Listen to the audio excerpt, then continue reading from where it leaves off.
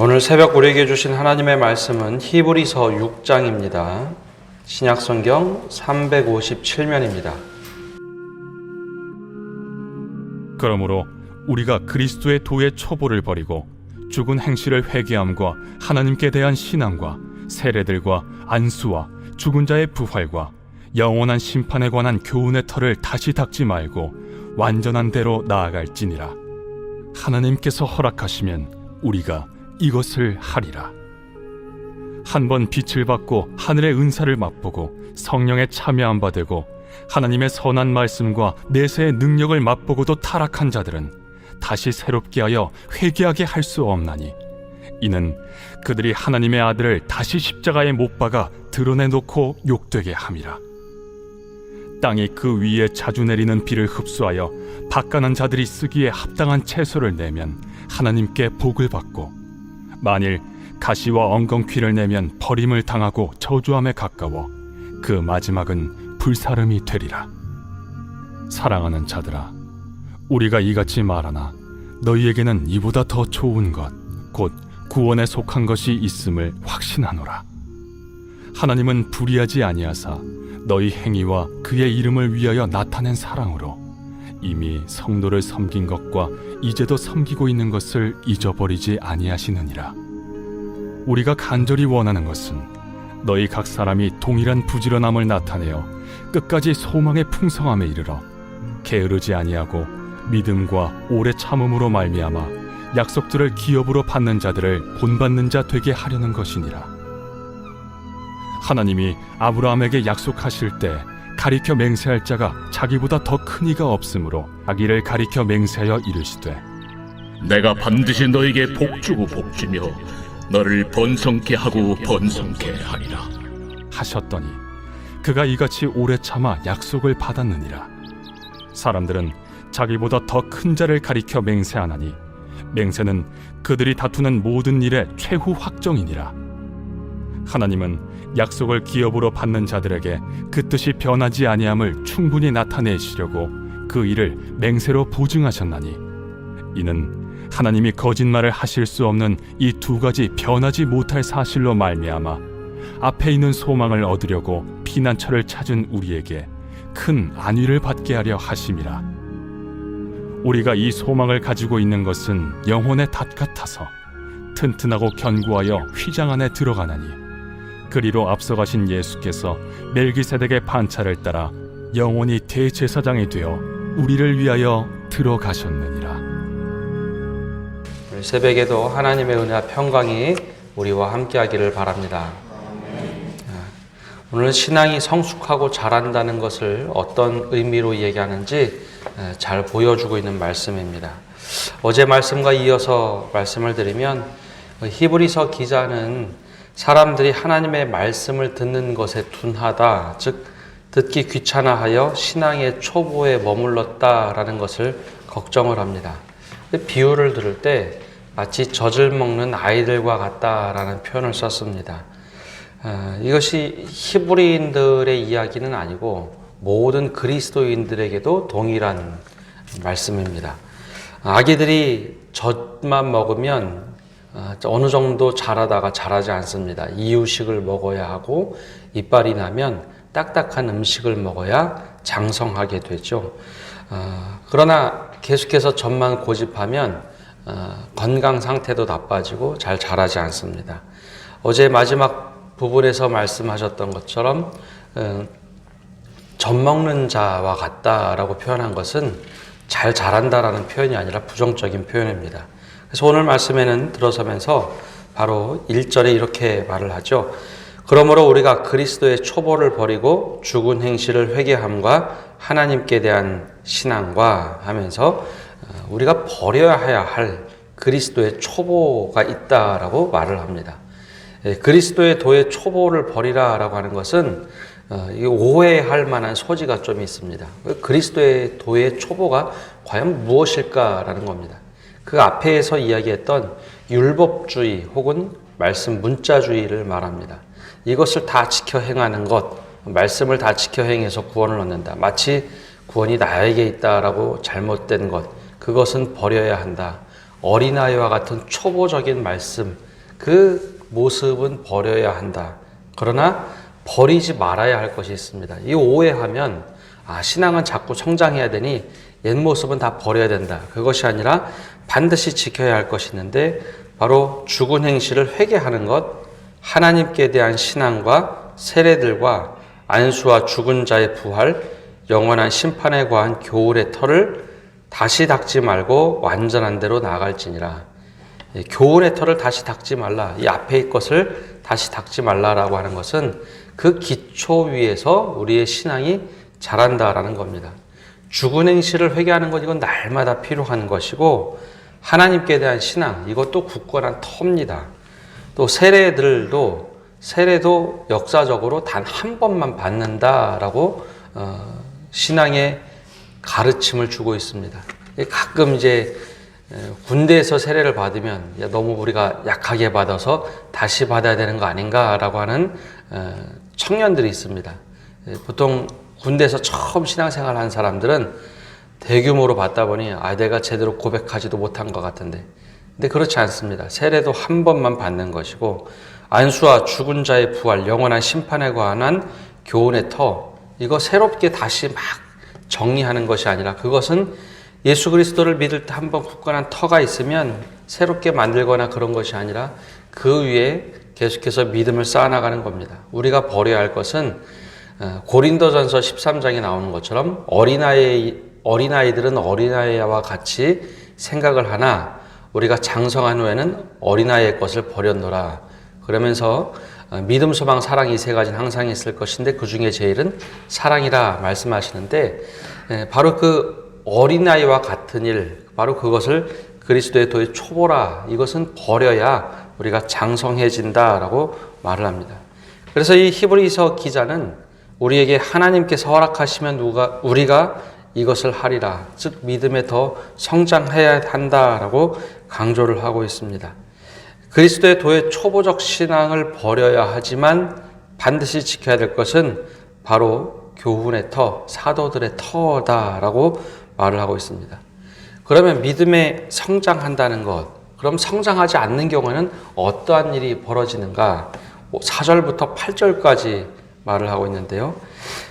한 번 빛을 받고 하늘의 은사를 맛보고 성령에 참여한 바 되고 하나님의 선한 말씀과 내세의 능력을 맛보았으나 여전히 그 한 번만 딱 맛보고 이것이 신앙의 진수라고 생각할 경우 종종 이러한 가운데 타락한 자들이 있다라는 겁니다.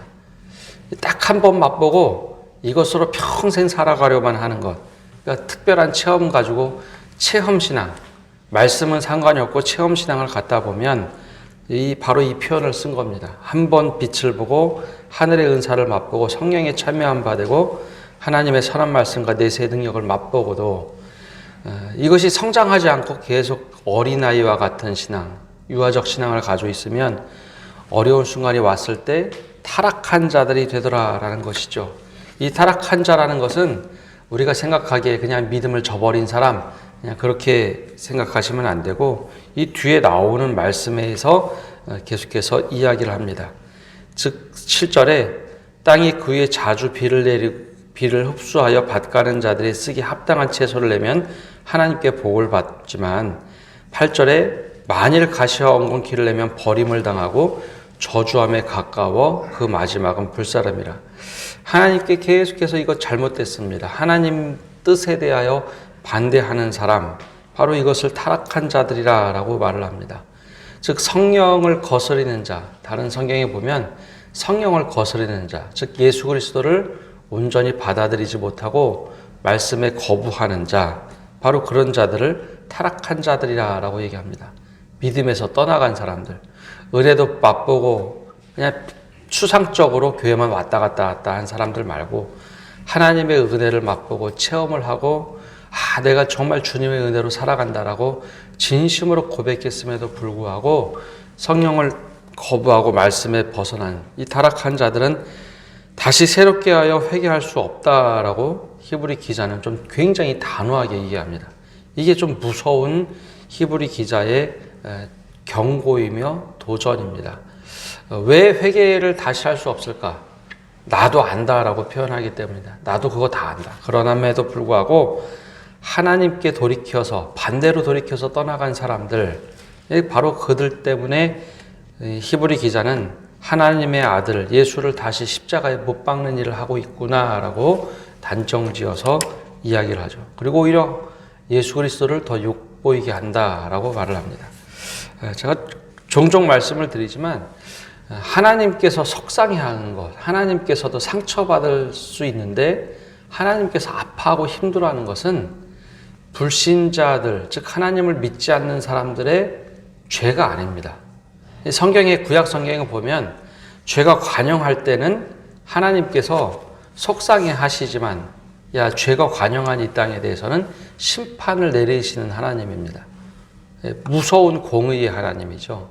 그런데 주의 백성들이 잘못을 저지를 때는 노하시기를 더디하시는 하나님입니다. 노하기를 더디하시고 은혜로우시고 자비로우신 하나님.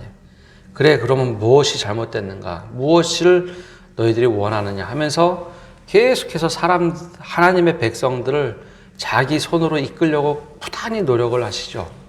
그럼에도 불구하고 사람에게는 자유의지를 주셨기 때문에 로봇처럼 마음대로 하나님이 조정하시는 분이 아닙니다. 그러니까 우리는 로봇을 만들고 우리 마음대로 조절하며 우리 원하는 대로 창조물처럼 어떤 물건들을 만들어서 사용하죠. 내가 원하는 대로 도구를 만듭니다. 근데 하나님께서는 사람을 만드실 때 그렇게 로봇으로 만든 것이 아니라 그 안에 자유의지를 주셨습니다.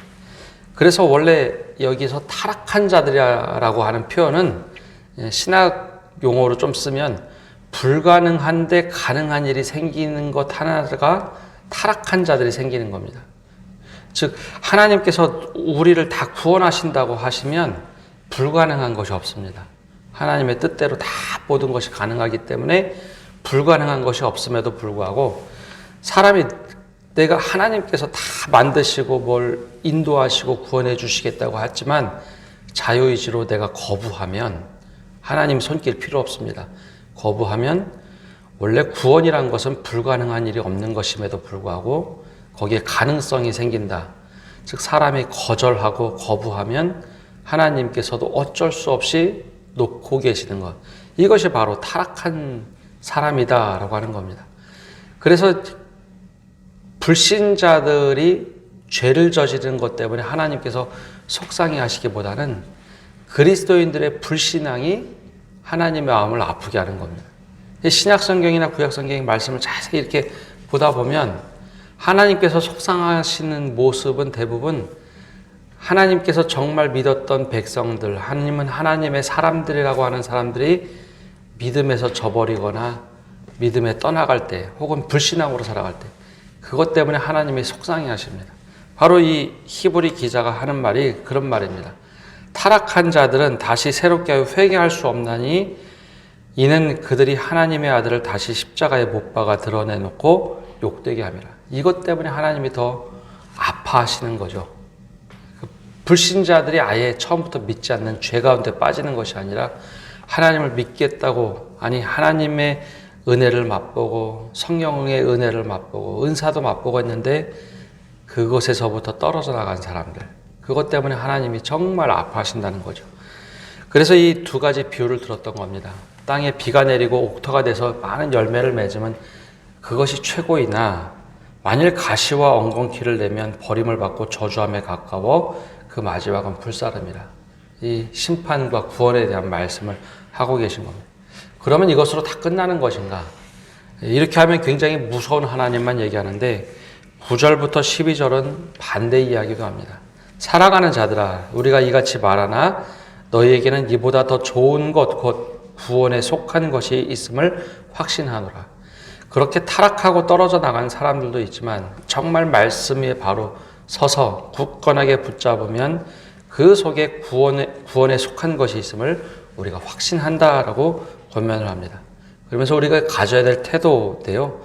하나님은 불의하지 아니하사라고 한 것은 계속해서 하나님 이거 불의한 것 아닙니까? 우리가 믿음 생활 열심히 하는데 왜 우리가 이렇게 어려운 일을 당해야 됩니까? 하나님 불의하신 것 아닙니까? 그렇게 말하는 사람이 있기 때문에 하나님 불의하신 분 아니고 너희 행위와 그의 이름을 위하여 나타낸 사랑으로 이미 성도를 섬긴 것과 이제도 섬기고 있는 것을 잊어버리지 아니하시느니라. 하나님께서 늘 기억하고 계시니 믿음에 포기하지 말라. 절대 하나님 말씀 약속하지 않는 것이라고 생각하며 멀어져 가지 말라라고 말을 합니다. 우리가 이제 간절히 원하는 것은 각 사람이 동일한 부지런함을 나타내어 끝까지 소망의 풍성함에 이르자라고 권면하죠. 하나님께서 소망을 주셨으니 그거 꼭 붙잡자. 이것이 바로 당시에 믿음의 배교자들 혹은 믿음에서 떨어져 나가려고 믿음이 막 흔들리는 사람들에게 지금 권면하는 겁니다.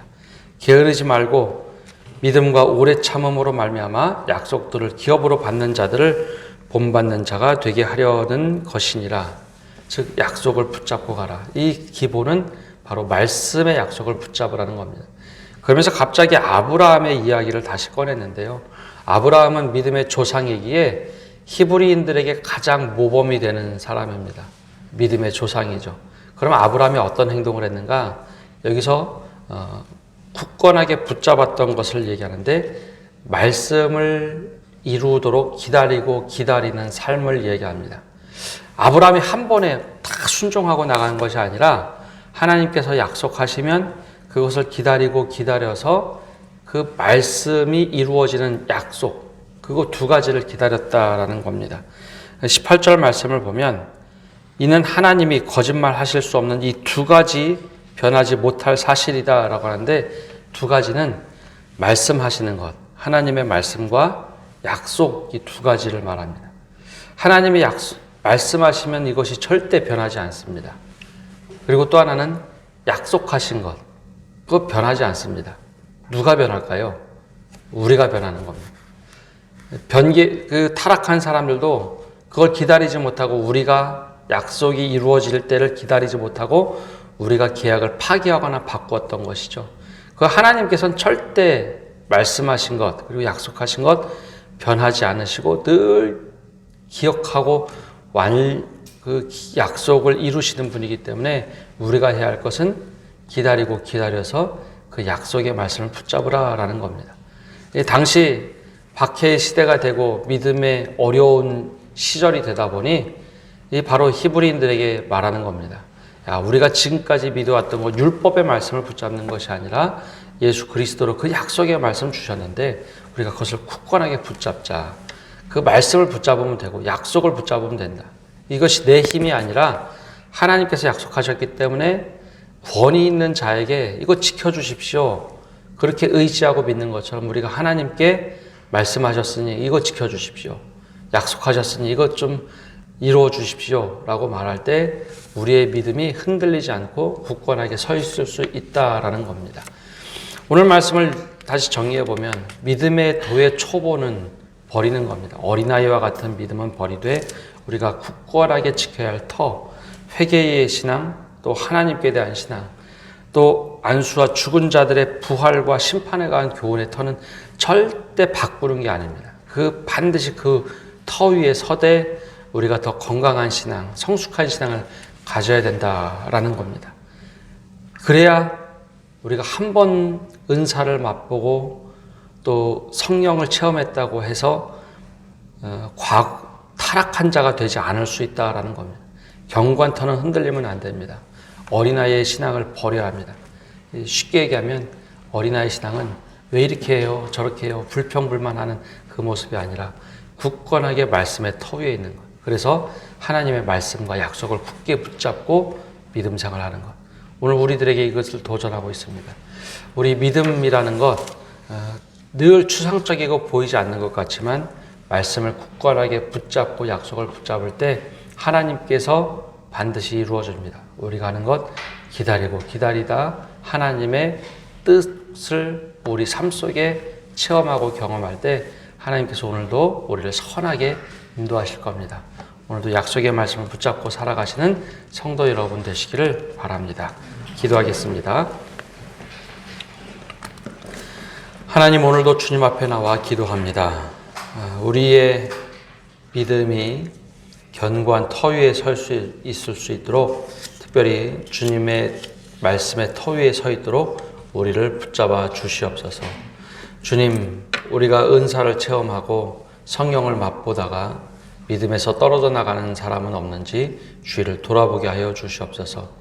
체험 신앙이 너무나 좋다곤 하지만 말씀이 없는 신앙, 또한 예수 그리스도의 깊은 말씀의 은혜가 없는 신앙일 때 하나님, 우리의 믿음이 흔들린다는 것을 깨닫고 늘 약속의 말씀, 그리고 약속을 붙잡고 살아가는 저희 되도록 은혜 내려 주시옵소서.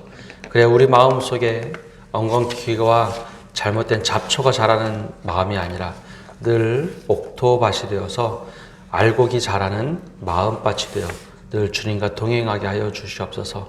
하나님, 이 팬데믹 시간에 어려운 일들이 참 많습니다. 우리의 믿음을 굳건하게 붙잡아 주시고 하나님께서 함께 하셔서 우리가 늘 말씀의 터 위에 서 있을 수 있도록, 또 말씀으로 살아갈 수 있도록 인도하여 주옵소서. 이 모든 말씀 예수님의 이름으로 기도합니다. 아멘.